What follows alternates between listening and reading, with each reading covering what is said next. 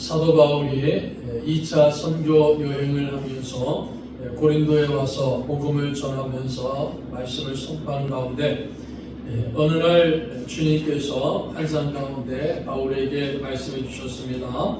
그래서 바울이 환상 가운데 주님이 하시는 말씀을 우리가 9절과 10절을 통해서 볼 수가 있습니다. 그래서 사도행전 18장 9절을 보면은 밤에 주께서 환상 가운데 바울에게 말씀하시되 두려워하지 말며 침묵하지 말고 말하라.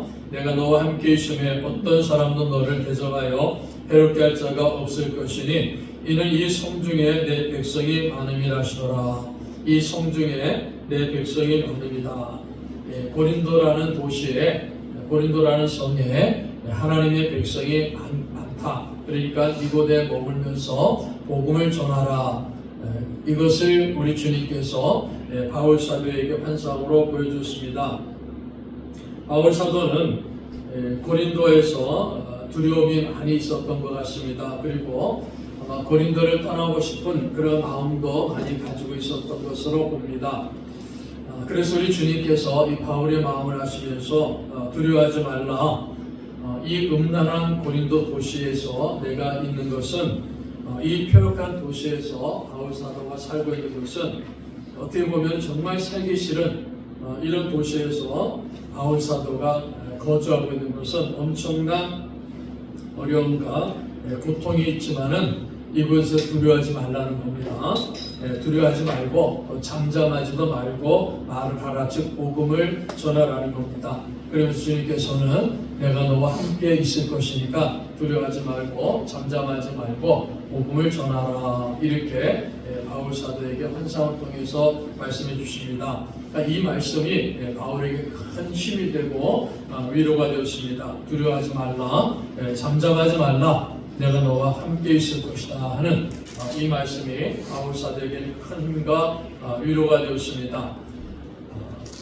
바울 사도에게 이렇게 힘을 주시고 위로를 주시고 격려해 주신 주님께서는 바울 사도에게 이 성 중에는 내 백성이 많다.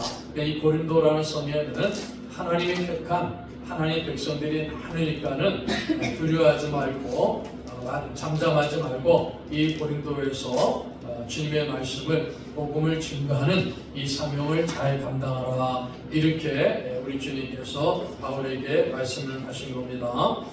고린도라는 도시, 음란하고 폐역한 도시라고 말씀드렸습니다. 그러니까 누가 봐도 믿음 있는 사람들이, 하나님을 섬기는 사람들이 살고 싶지 않은 그러한 도시라는 겁니다. 그러나 이 도시에도, 이 고린도 성에도 하나님께서는 아직까지 잃어버린 하나님의 백성들이 이 성에 많이 있으니까는 비록 그들이 지금은 음란에 빠져서 살기도 하고 지금은 비록 폐역하고 부패한 모습으로 살기도 하고 있지만은 그들은 분명히 하나님 택한 하나님의 자녀들이다, 즉 하나님의 백성들이다, 이렇게 우리 주님께서 바울에게 말씀하고 있습니다. 그래서 반드시 그 자녀들을, 하나님이 택한 그 자녀들을 내가 다시 찾겠다. 하나님이 다시 찾아가지고 하나님 그들을 구원시키는 이 일을 하시겠다라는 그 하나님의 열심, 하나님의 마음을 하나님 주님께서는 바울 사도에게 보여주셨습니다. 우리가 예수님께서 비유로 말씀하신 100마리 양 가운데 한 마리 양이 길을 잃어버렸을 때 목자가 그 한 마리 양을 찾기 위해 가지고 나머지 99마리를 남겨두고 그 한 마리 양을 찾기 위해서 온 들판을 다니면서 고생하고 수고합니다. 그래서 결국은 그 잃어버린 한 마리 양을 찾아옵니다. 찾아와가지고 참 기쁨을 가지고 기쁨으로 잔치를 베풀었다 하는 그 비유를 우리 주님께서 하셨습니다. 어떻게 보면은 100마리 양 가운데 한 마리가 길을 잃어버렸어요.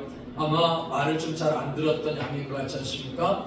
그래서 우리 주일학교 때 보면은 그 양을 까불이 양이다, 말을 잘 안 듣는 양이다, 이렇게 이름 붙이는 경우들도 종종 있었는데 아마 그 양골에서 말을 잘 안 들어가지고 떨어져 나갔단 말이에요. 그러니까 어떻게 보면은 그 한 마리 양을 그냥 쉽게 버릴 수가 있다는 겁니다. 돈을 주고 또 새로운 양을 한 마리 사가지고 그 양무리에 집어넣을 수도 있습니다. 그러나 하나님께서는 그 길 잃어버린 양이 가지고 있는 그 가치를 보는 게 아니라 그 양 자체를 하나님이 보셨다라는 것을 이 비유를 통해서 우리에게 가르쳐 줍니다. 돈으로 따지면은 별거 아니지만은, 그러나 그 별거 안 되는 양이지만은 그 양이 주님의 양이기 때문입니다.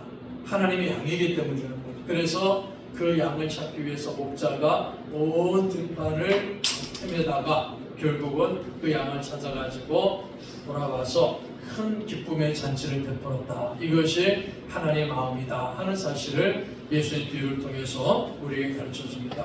그 길 잃어버린 한 마리의 양을 찾기 위해서 애를 쓰고 노력하는 목자의 심정이 하나님의 마음입니다. 그것을 누가복음을 통해서 우리에게 가르쳐 줍니다. 또 계속되는 비유를 통해서 무엇을 가르칩니까? 어느 가정에 둘째 아들이 탕자라는 아들이 탕자죠. 그래서 아버지에게 자기에게 돌아올 재산을 다 달라고 요청합니다. 아마 때를 썼다는 거죠. 그래서 아버지가 할 수 없이 그 아들에게 재산을 물려줍니다. 그 아들은 재산을 받아가지고 먼 나라로 갔다 그랬죠. 먼 나라에 허랑방탕하면서 재산을 다 탕진해 버립니다. 돈이 많을 때는 많은 친구들이 몰려들었습니다.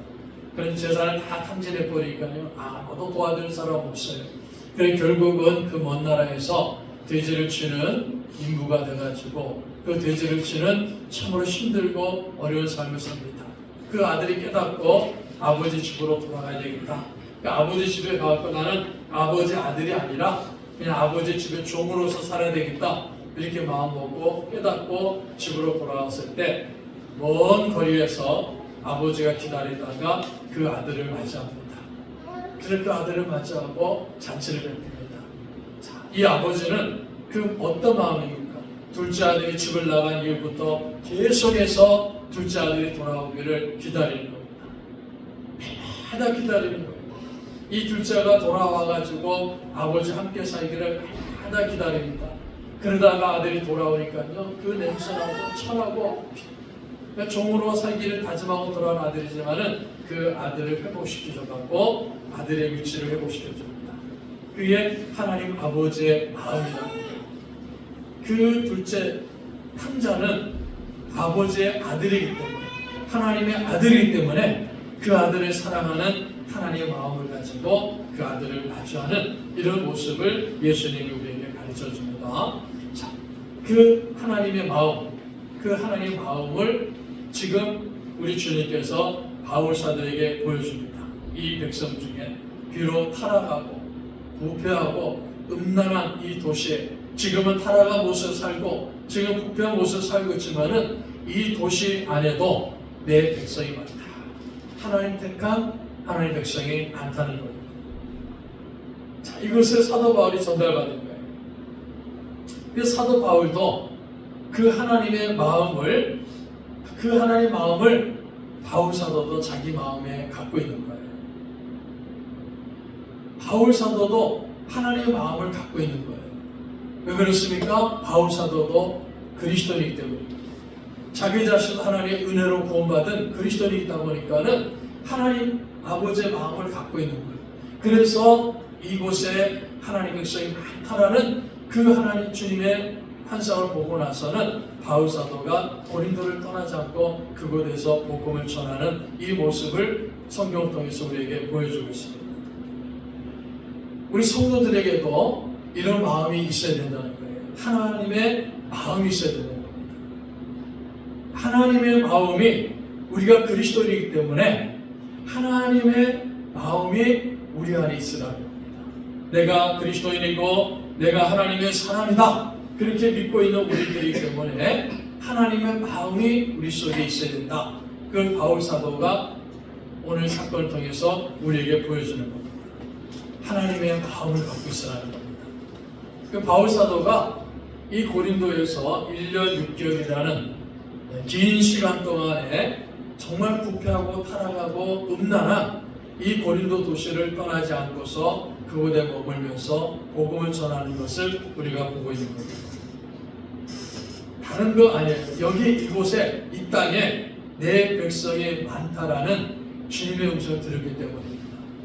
하나님의 마음을 알고 있기 때문에 이곳에 내 백성이 많은데 그 백성들이 비참하게 죄 안에서 빠져서 지금 살고 있지만은 바울이 전하는 복음을 듣고 하나님께로 나오는 은혜 역사가 일어난다는 그 믿음을 갖고 있는 바울이기 때문에 하나님 마음을 갖고 있는 바울이기 때문에 1년 6개월이라는 긴 시간 동안에 고린도를 떠나지 않고 그곳에서 복음을 전하는 이러한 모습을 성경은 우리에게 가르쳐줍니다. 우리 주님께서 하나님 택한 백성을 다 찾으실 때까지 비록 바울은 이곳이 고통스럽고 이곳에 살고 싶은 마음도 없지만은 비록 살기 어려운 것이지만은 우리 주님께서 이 백성들을 하나님의 백성을 다 찾을 때까지 떠날 수는 없다는 겁니다. 그래서 그곳에서 복음 전하는 사명을 감당하는 이런 바울의 모습을 성경은 우리에게 가르쳐 줍니다. 제가 지난 주간에 몽골을 가가지고요, 울란바토르로 가서 몽골 국제대학교라는 대학교가 있습니다. 우리나라 사람 와서 세운 학교인데 아마 이름을 들어보셨어요. 원동현 박사라고 들어보셨죠? 원동현 박사를 중심으로 해서 세워가지고 그 원동현 박사가 일대 총장을 합니다. 그리고 그 다음에 지금 권호문 박사라는 사람이 2006년부터 지금까지 2대 총장으로서 한 20년 동안에 사역을 합니다. 그래서 제가 거기서 쭉 설명을 드리면서 참 우리 그리스도인들 가운데 이렇게 신실하고 하나님의 마음을 가진 분들이 참 많이 있구나 하는 그런 생각을 했습니다. 거기서 이제 보니까요, 학교를 쭉 보니까는 유치원이 있어요. 또 초등학교도 있고, 중등학교도 있고, 고등학교도 있고, 대학교도 있어요. 다 같이 이렇게 있습니다. 그래서 선교사 자녀들도 다니고, 한국 주재원들도 자녀들이 다니고, 또 외국인들도 다니고, 몽골 학생도 다니는 거예요. 그리고 복합적으로 쭉 학교가 있는데, 여기에 교사들이, 한국 교사들이 한 25명 정도가 한국 교사들이 있습니다. 근데 그분들을 보니까요, 그 성경책 보니까는 이분들이 한국에 다 교사 자격을 갖고 있는 사람들이에요. 다 교사 자격을 갖고 있는 사람들이 어떤 연결을 해가지고 이 몽골까지 온 겁니다. 그 몽골까지 와가지고요, 그곳에서 한 달에 월급이 얼마냐? 우리 돈으로 30만 원이라는 거예요. 우리 돈 월급 30만 원 받으면서 그 30만 원은 한 달 월세로 지불이 되는 거예요. 그래서 소위 말해서 지난주 말씀드린 자비랑 선교사들입니다. 그 사람들이 그 몽골에 와가지고 그 학생들에게 또 선교사님 자녀들에게 복음을 전하고 그들을 잘 가르치기 위해 가지고 한 25명이 되는 그 교사들이 한국에서 교사 자격증이 있어요. 얼마든지 교사로서 훌륭하게 일을 하고 많은 수익도 올릴 수 있는 그러한 사람들이 그곳에 와가지고 오랜 기간 동안에 그곳에서 학생들을 가르치고 복음 전하는 일들을 하고 있습니다. 아이들에게 복음 전하는 것을 생명으로 간직하는 거예요. 그러니까 그분들의 마음속에 있는 것이 하나님의 마음이라는 거예요. 하나님 아버지의 마음을 갖고 있는 거예요. 그러니까 자기들 힘들고 어렵지 않습니까? 그런데 그곳에 와가지고 자녀들까지 다 데려가고 자녀들 그 학교에 입학시키고 같이 공부시키고 그러면서 그곳에서 정말 힘들고 어렵지만은 아이들을 사랑하고 그 아이들에게 가르치고 복음을 전하는 그 일들을 1, 2년 하는 것이 아니라 아주 오랜 기간 동안에 해오고 있는 것을 이야기를 들었습니다. 그분들 마음속에 뭐가 있는 겁니까? 하나님의 마음이 있는 겁니다. 이 성중에는 부패하고 타락하고 음란한 이 고린도 성중에는 내 백성이 많도다라는 그 하나님의 마음을 알고 있는 바울 사도가 그 고린도를 떠나지 못하고 그곳에서 1년 6개월 동안 복음을 전했던 것처럼 이 많은 그리스도인들이 우리나라에도 많은 그리스도인들이 하나님의 마음을 마음에 담고 있기 때문에 전 세계 방방곡곡에 나가가지고 그런 귀한 일들을 하는 모습들을 볼 수가 있는 겁니다. 그게 그리스도인의 모습이다. 그게 하나님의 마음을 담고 있는 우리 성도들의 모습이다라는 것을 볼 수가 있는 겁니다. 우리가 하나님의 사람이라고 한다면, 우리가 그리스도인이라고 한다면은 내가 이 자리에 있는 것은요, 내가 이 지역에서 사는 것은, 내가 이곳에서 사는 것은 내 직장 있는 것이고 내 고향 있는 것이고 살기가 좋아가지고 여러 가지 이유들도 있지만은 하나님께서 우리에게 가르쳐 주신 건 무엇입니까? 우리가 이곳에 사는 것은요, 이곳에 하나님의 백성이 있기 때문이다라는 겁니다. 하나님의 백성이 이곳에 있기 때문에 이곳에 교회를 세워주신 것이고, 하나님의 백성이 이곳에 있기 때문에 이곳에서 우리를 살게 만들어 주신 거고, 이곳에서 복음을 전하라는 겁니다. 그래서 바울 사도가 이 말씀을 듣고 1년 6개월 동안에 고린도에서 생활하는 거예요. 복음을 증거하는 겁니다. 거기에 있는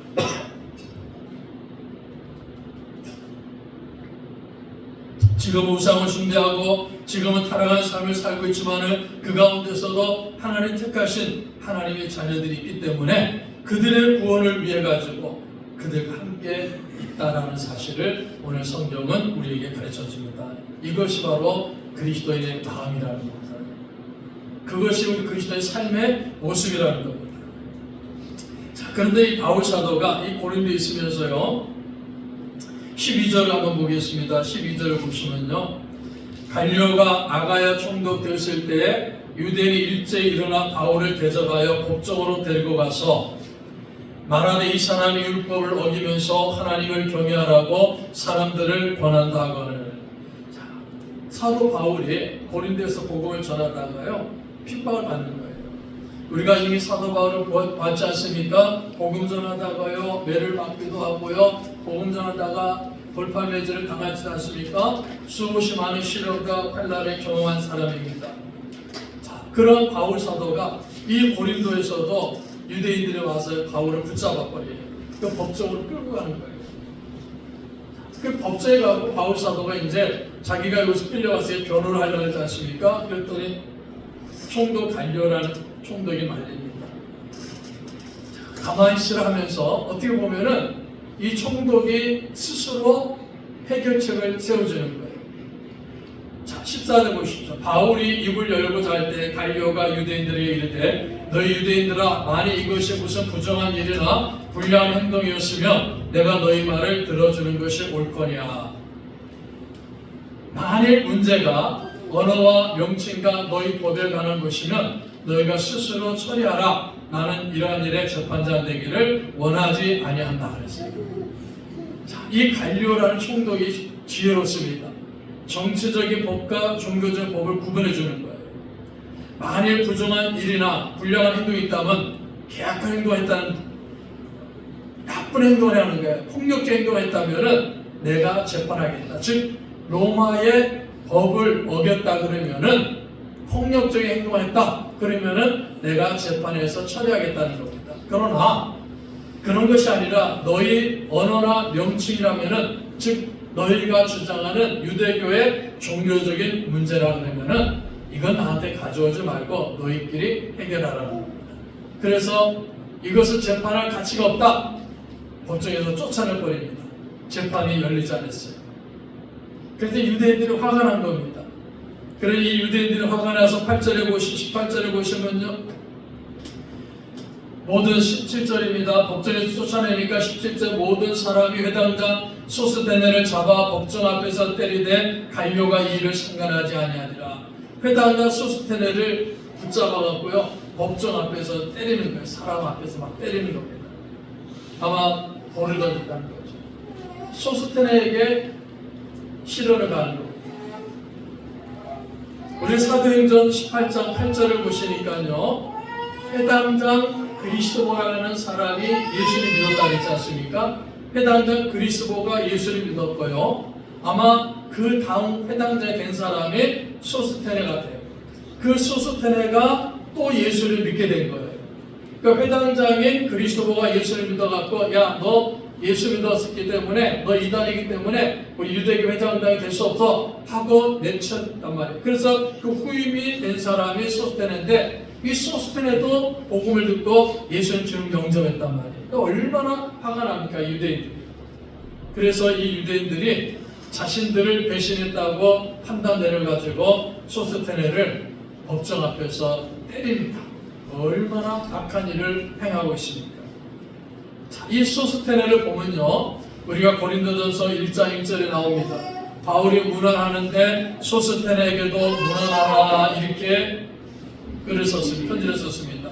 그러니까 소스테네가 유대인이지만은 그 유대인으로서 예수 그리스도를 영접한 그런 그리스도인이 되었다라는 것을 보여줍니다. 이제 바울 사도가 이 고린도에서 1년 6개월의 복음 전파 사역을 다 마치고 브리스길라와 아굴라와 함께 수리아의 안디옥, 그들을 파송했던 수리아 지역의 안디옥으로 돌아가려는 모습을 보게 됩니다.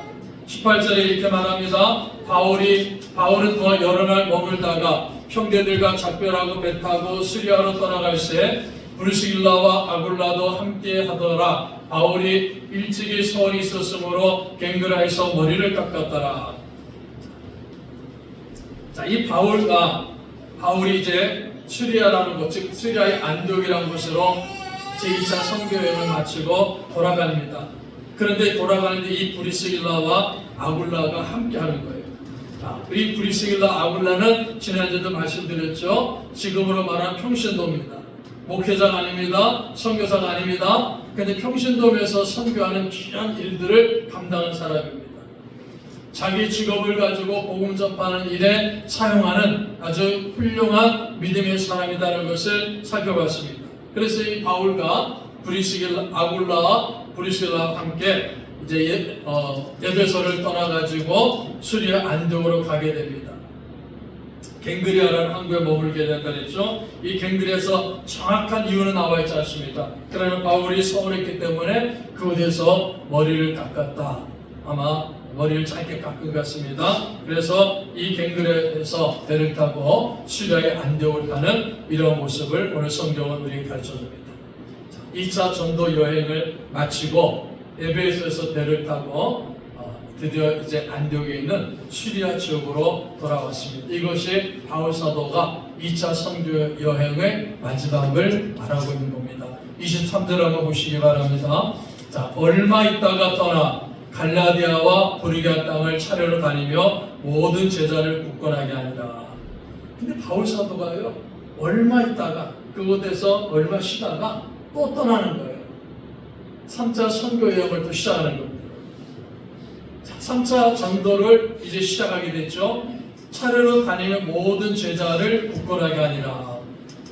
바울이 선교지를 가서 예수 그리스도를 영접하고 주님을 영접하고 그리스도인이 된 사람들을 그리스도의 제자라 그러죠. 그 제자들을 굳게 하는 겁니다. 훈련시키는 거예요. 양육하는 거예요. 모든 제자들을 굳건하게 하는 이러한 일들을 이제 3차 선교 여행을 하면서 바울이 행하고 있는 겁니다. 수리아 안디옥으로 와서요, 푹 쉬고 이제 안식도 취해야 되는데 얼마 지나지 않아 또 떠나는 거예요. 또 떠나는 겁니다. 내가 복음을 전해가지고 주님 영접한 그 영혼들을, 그리고 막 이제 믿음 생활 시작한 그 초보자 믿음을 갖고 있는 그 사람들을 돌보면서 그들을 양육하기 위해 가지고 또다시 3차 선교 여행을 떠나는 이런 바울의 모습을 성경 우리에게 가르쳐주고 있습니다. 그래서 3차 선교를 하는데요, 이번에는 곧바로 에베소로 갑니다. 자, 이 에베소에 가서 우리가 앞으로 쭉 살펴보지만은 아주 중요한 사건들을 보게 됩니다. 24절 한번 보십시오. 알렉산드리아에서 난 아볼로라는 유대인이 에베소에 이르니 이 사람은 언변이 좋고 성경에 능통한 자라 했습니다. 알렉산드리아라는 곳에 온 아볼로라는 유대인을 만나게 됩니다. 아볼로라는 사람이 있습니다. 이 아볼로는 유대인이라고 그랬죠. 그러니까 유대인으로서 알렉산드리아라는 곳에서 왔단 말입니다. 즉 디아스포라 유대인이에요. 본토 유대인이 아니라 디아스포라 유대인입니다. 근데 이 아볼로는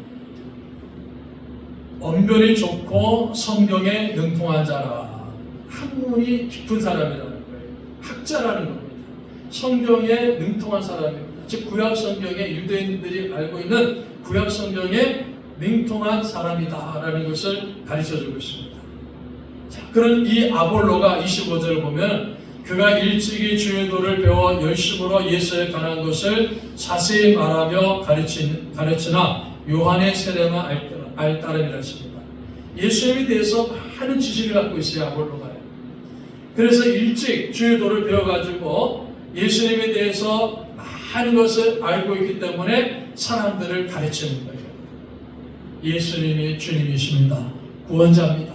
하나님의 아들입니다.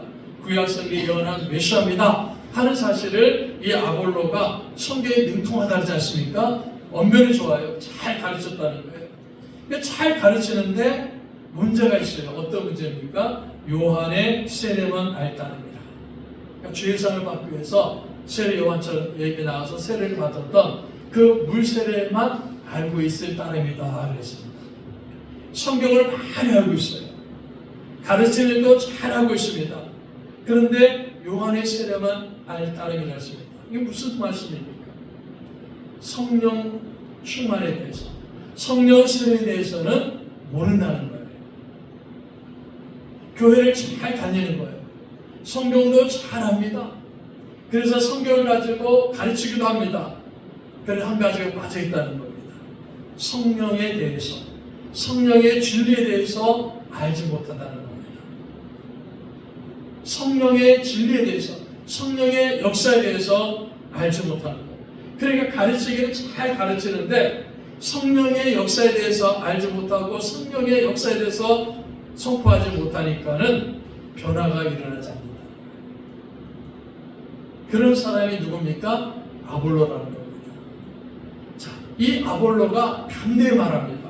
회당에서 담대히 말하기 시작했을 때 거기에 브리스길라와 아굴라가 듣는 거예요. 아볼로라는 사람이 회당에서 담대하게 복음을 예수를 전파하고 있는데 그 말을 브리스길라와 아굴라가 들었습니다. 이 브리스길라와 아굴라는 바울과 함께 사역을 했다, 동역했다 했지 않습니까? 그런데 굉장히 지혜로운 사람들이에요. 그 말씀을 아볼로가 전하는 말씀을 다 들으면서 아볼로가 굉장히 회당에서 담대하게 말하지만은 그 말을 잘 들으면서 이거 뭔가 부족하구나, 뭔가 까져있구나 하는 것을 브리스길라와 아굴라가 느끼게 된다는 거예요. 그래서 브리스길라 아굴라가 아볼로에게 여보시오 아굴라 당신 이러한 것이 없습니다 이렇게 하는 것이 아니에요. 이 브리스길라 아굴라가 아볼로에게 아마 아볼로가 전하는 지금 말하면 설교예요. 아볼로가 전하는 설교를 들으면서 참 은혜 많이 받았습니다. 감사합니다. 이렇게 대답합니다. 그러면서 그런데 우리가 볼 때 뭔가 부족한 것 같습니다. 성경에 대해서 제가 좀 더 알려드리겠습니다. 더 깊은 진리를 가르쳐드리겠습니다. 그래서 브리스길라와 아굴라가 이 아볼로를 데려다가 하나님의 말씀을 더 자세히 풀어 가르쳤다. 이렇게 성경은 말씀합니다. 26절 보십시오. 그가 회당에서 아볼로죠 담대히 말하기 시작하거늘 브리스길라와 아굴라가 듣고 데려다가 하나님의 도를 더 정확하게 풀어 이르다. 하나님의 도를 더 정확하게 풀어 이르다. 자, 이 내용이 우리가 다음에 볼 때 사도행전 19장과 연결이 됩니다. 사도 바울이 에베소에 갔을 때요, 그 에베소의 사람들에게 여러분들 예수를 믿을 때 성령을 받았습니까? 이렇게 물어보는 거예요.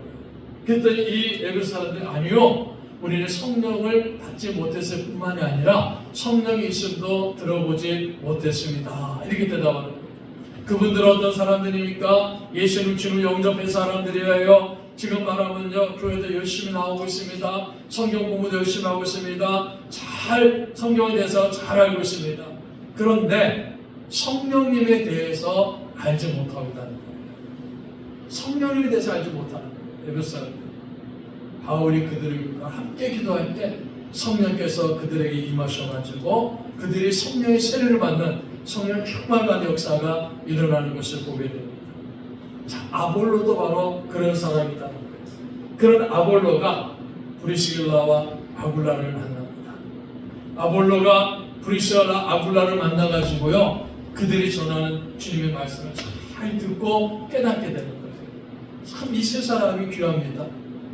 자, 아굴라와 브리스길라 부부라 그랬죠. 그런데 사도행전 18장부터 쭉 보면요, 순번이 바뀌어요.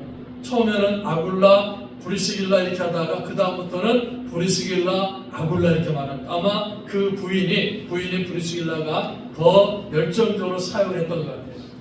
그래서 아굴라와 브리스길라 부부와 이 아볼로 정말 은혜의 사람들이고 훌륭한 사람들이고, 아볼로도 성경을 구약성을 잘 알고 있는 사람이죠. 그리고 언변이 능한 사람입니다. 잘 가르치는 사람입니다. 그런데 이 아볼로가 부족한 것이 있을 때 브리스길라 아굴라가 데리고 와가지고 하나 주님의 말씀을 좀 더 자세하게 알려주면서 성령에 대해서 알려줍니다. 이 아볼로가 그 가르침을 잘 바꿔서 자기의 삶에, 자기의 지식에, 자기의 믿음에 그 내용을 합류시키는 거예요. 자, 그래서 어떤 일이 벌어집니까? 26절을 보십시오.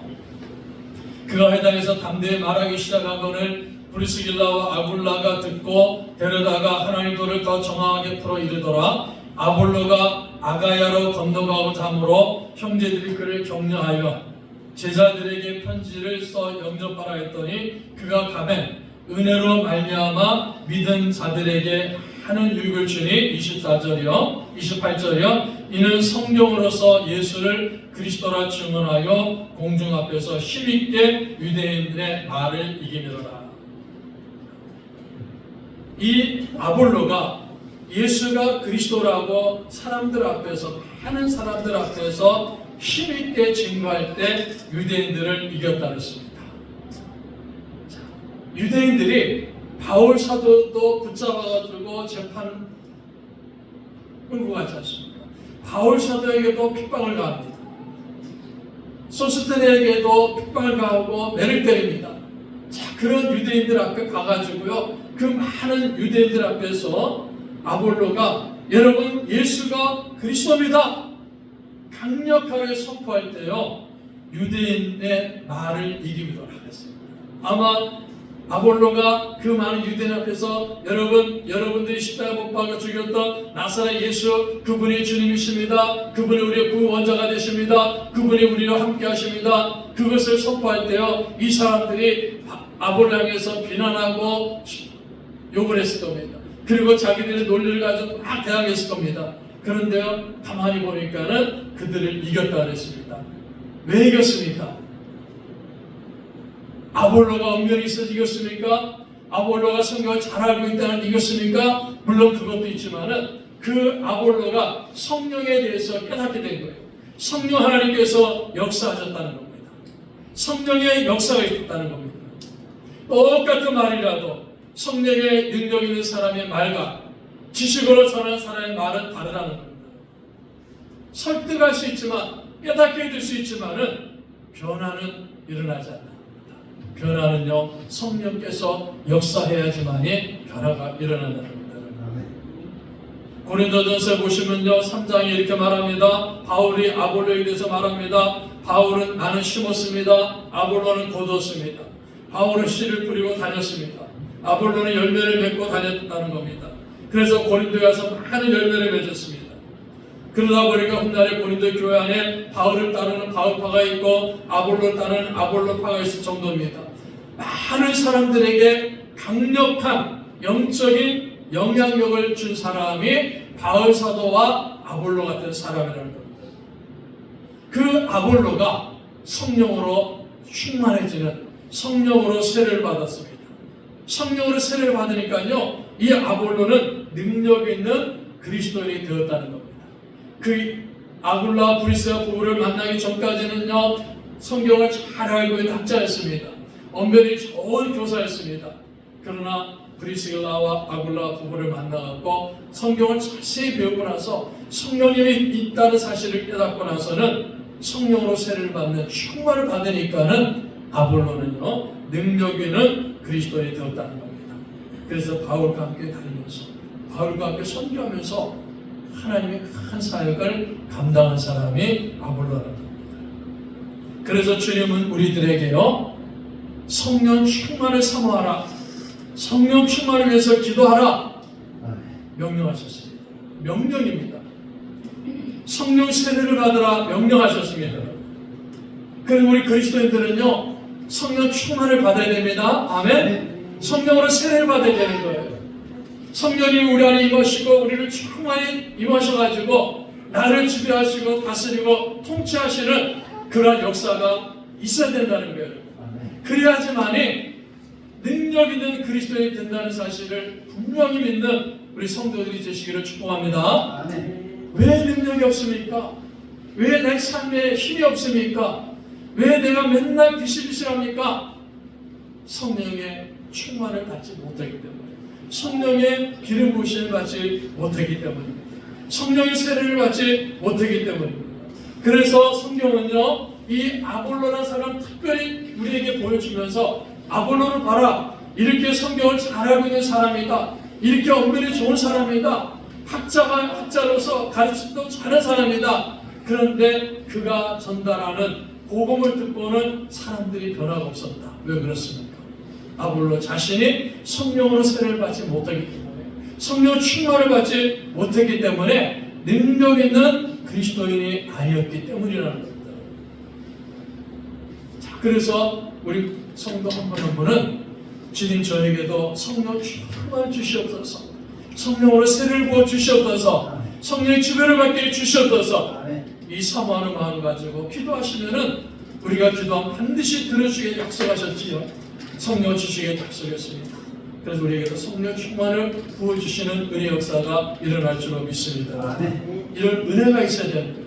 이런 은혜가 있을 때 우리가 삶의 현장 속에서 성령의 능력을 받아서 하나님 우리 주신 사명을 잘 감당할 수가 있다는 겁니다. 성령 충만을 받아가지고요, 우리 주님 주신 사명을 잘 감당하는 우리 교회가 되고 성도들이 되시기를 주님 이름으로 축복합니다.